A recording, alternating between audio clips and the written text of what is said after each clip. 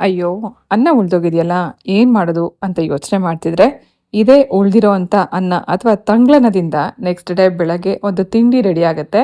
So, ಒಂದು healthy recipe ನೀವು stove ಹಚ್ಚದೇನೆ ಇನ್ಸ್ಟಂಟಾಗಿ ಮಾಡ್ಕೋಬೋದು. ರಾತ್ರಿ ಉಳ್ದಿರೋ ಅಂಥ ಅನ್ನಕ್ಕೆ ನೀರು ಹಾಕಿ ಇಟ್ಟಿದ್ದೆ. ಇದು ರಾತ್ರಿ ಪೂರ್ತಿ ಹೀಗೇನೆ ನೀರಲ್ಲಿ ಇರಬೇಕು. ಇದು ಫರ್ಮೆಂಟೆಡ್ ರೈಸ್. ಒಂದು ಹೆಲ್ದಿ ಬ್ರೇಕ್‌ಫಾಸ್ಟ್ ಅಂತಾನೆ ಡಯಟಿಷಿಯನ್ಸ್ ಕೂಡ ರೆಕಮೆಂಡ್ ಮಾಡ್ತಾರೆ. ರಾತ್ರಿ ಉಳ್ದಿರೋಂಥ ಅನ್ನನ ವೇಸ್ಟ್ ಮಾಡದೆ, ಬಿಸಾಕದೆ ಅಥವಾ ಚಿತ್ರಾನ್ನ ಇದೆಲ್ಲ ಮಾಡ್ಕೊಂಡು ತಿಂದೆ, ಈ ರೀತಿ ರಾತ್ರಿ ನೀರು ಹಾಕಿಬಿಟ್ಟು ಫರ್ಮೆಂಟ್ ಮಾಡಿ ತಿನ್ನುವಂಥ ಪ್ರೋಬಯೋಟಿಕ್ ರೈಸ್ ರೆಸಿಪಿ ಅಂತಲೇ ಹೇಳ್ಬೋದು.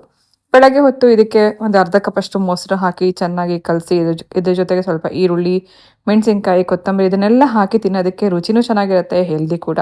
ಹಾಗೆ ಇದಕ್ಕೆ ಸ್ವಲ್ಪ ರುಚಿಗೆ ತಕ್ಕಷ್ಟು ಉಪ್ಪು, ಒಂದು ಅರ್ಧ ಕಪ್ಪಷ್ಟು ಮೊಸರು ಹಾಕಿದ್ದೀನಿ. ನಾವು ಇದನ್ನು ಸ್ವಲ್ಪ ಚೆನ್ನಾಗಿ ನುಣ್ಣಗೆ ಕಲಿಸ್ಕೋಬೇಕು. ಮೊಸರು ಅನ್ನ ಅಂತಂದರೆ ಸ್ವಲ್ಪ ನುಣ್ಣಗಿದ್ರೇ ಚೆನ್ನಾಗಿರುತ್ತೆ.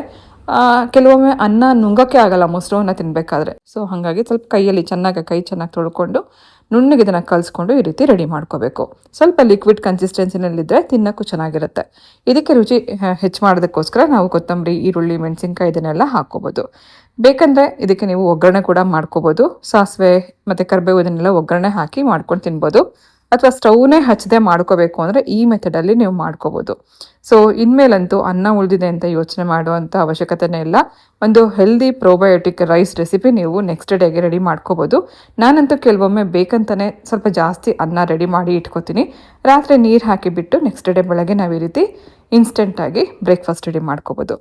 ಸೊ ಈ ರೆಸಿಪಿ ನೀವು ಒಮ್ಮೆ ಟ್ರೈ ಮಾಡಿ. ಅನ್ನ ಉಳಿದೋಯ್ತು ಅಂತ ಯೋಚನೆ ಮಾಡಬೇಡಿ.